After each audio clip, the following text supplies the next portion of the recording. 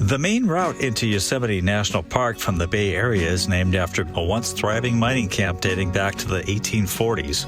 Millions of tourists pass through annually without ever stopping, but we checked out the old town and we'll show you what we found on this episode of History Hunters.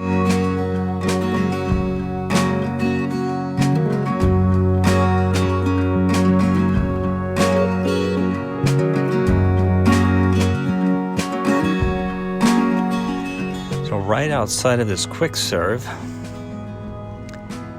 is this marker for Big Oak Flat, first called Savage Diggings after Captain James Savage, who discovered gold here in 1848. This town was named for a big oak tree that grew nearby the spot. It was said that the miners killed it when they started digging around for its roots a little too aggressively. It was 13 feet in diameter. It was undermined in 1869 and burned in 1890. And I understand that these are pieces of the oak for which Big Oak Flat was named. That is a big piece of wood there. I could imagine it's caged to prevent people from taking it as firewood. The Big Oak Flat Road began construction east from the mining town of Big Oak Flat toward Yosemite Valley in 1869.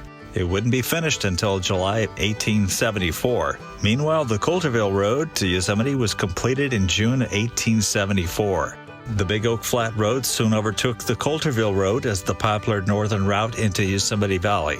The first cars traveled to Yosemite over Big Oak Flat Road in 1914. By 1915, Tuolumne County purchased the 30-mile Big Oak Flat Road to remove the tolls. Before one could reach Big Oak Flat, horse-drawn wagons and later automobiles had to wind up the steep Old Priest grade from Moccasin Creek to Priest Station, an early stage stop on Rattlesnake Creek. Originally known as Grizzly Gulch Road, the route climbed 1,575 vertical feet in less than 2 miles. In the days before cars, stage passengers often had to get out and walk as the grade was so steep the horses couldn't pull a loaded stage up the road. At the top of the grade was the Priest Hotel, where travelers could find a meal and a room if they did not want to push on to Groveland later that day. A lot of folks don't realize that this was a major mining operation back in the 1840s and 1850s. This land was crawling with miners. At one time, this community had a theater, seated 800 people, even brought in actors and entertainers from San Francisco, it's been said. Fortunately, this building here, as well as Fargo building, has been preserved.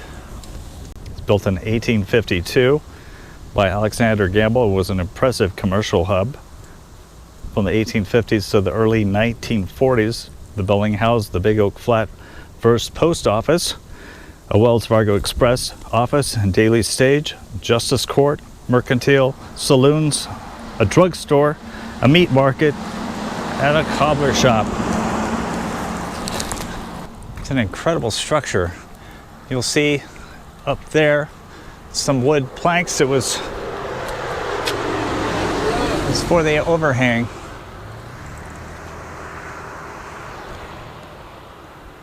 People have to be so rude on the road. Check it out. Old iron doors. I probably have mentioned more times than I need to that the iron doors were designed to prevent people from stealing, also kept fire out. These communities would be wiped out by fires because there was not much in the way of fire suppression technology. So this is one of the buildings I wanted to show you. The other one is up yonder. It's the Odd Fellows Hall. Over here, this was once the jail. It's a piece of the building, and as you can see, it's inside of the jail.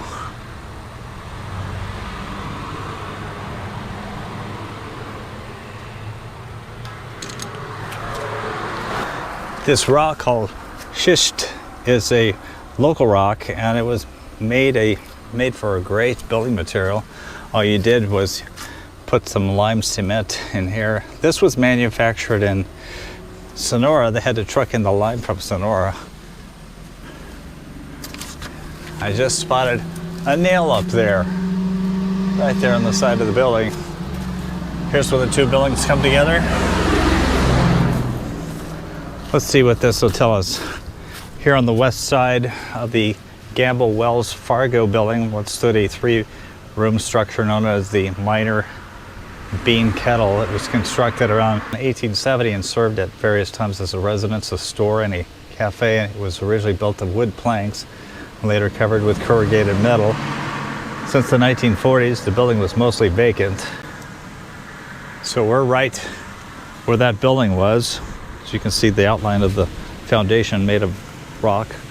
Here's a shot of the Cobden House and the Miner's Bean Kettle, circa 1900.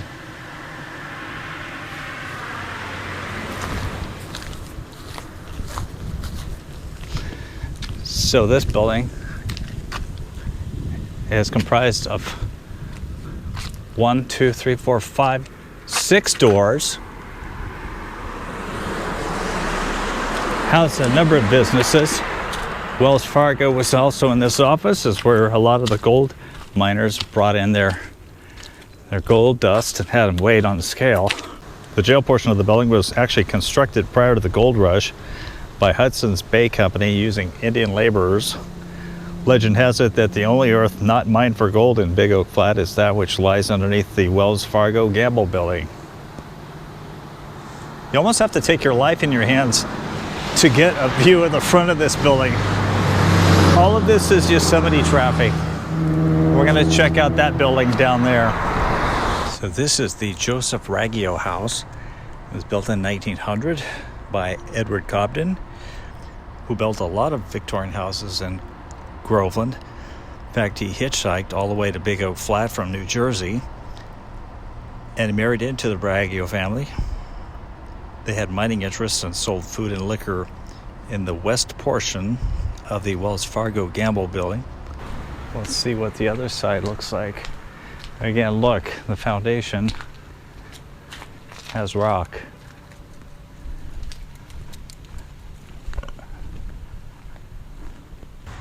So here's the Oddfellows Hall.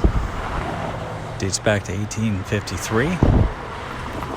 Let's go take a look at it. That second story was added in 1924, and you can only get up there by a covered outdoor stairway. I understand that inside the east half of the lower story was Kent and Grant's Mercantile.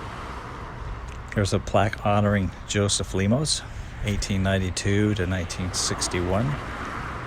Looks like he was heavily active in the local Oddfellows Lodge, while the west half housed Michael Gilbert's grocery store. In 1863, a huge fire destroyed most of Big Oak Flat, and only this brick building and the Gamble building that we just visited survived. The Oddfellows lost their original building, so they bought Grant's store in 1863, and sometime in the 1880s they purchased the Gilbert store. I think it's really cool that they use the old pressed metal siding that resembles brick. I'm sure it's much more durable than wood siding.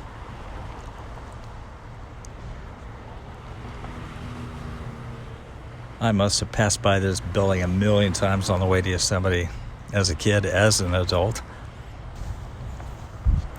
It's kind of interesting that they used rock and then used brick to form the door openings.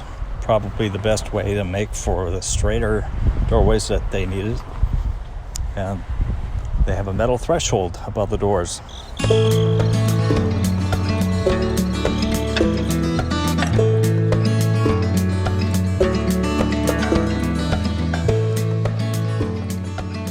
As I was traveling down the road, I saw the Catholic Church from down there on the highway and decided to come up here and check it out.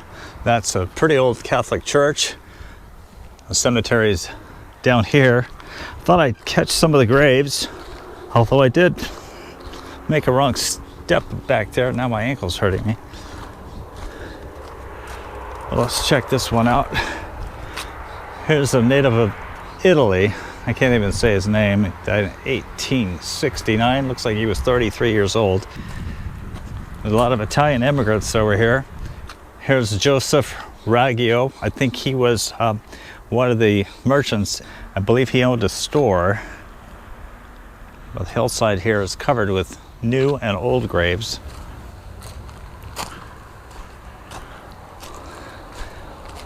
Look at this ironwork, that's pretty cool.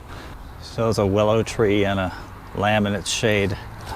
I'm just amazed that stuff like this lasts as long as it does. 1860s. There's also a native of Italy as well, Michelle Mosiglia. Looks like she died in 1875. I don't know that the mountain people are too friendly around here. I parked in the lot. There's no parking to get close to that Oddfellows building. There's absolutely no room to park around it, so I parked on a dirt lot, and a gentleman came out and got kind of nasty with me. But such is the life of a history hunter.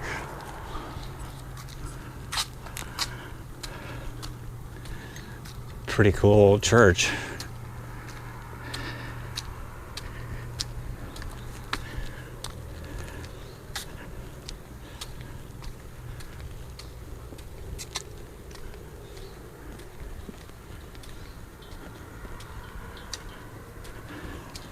Let's just check out a couple of more graves.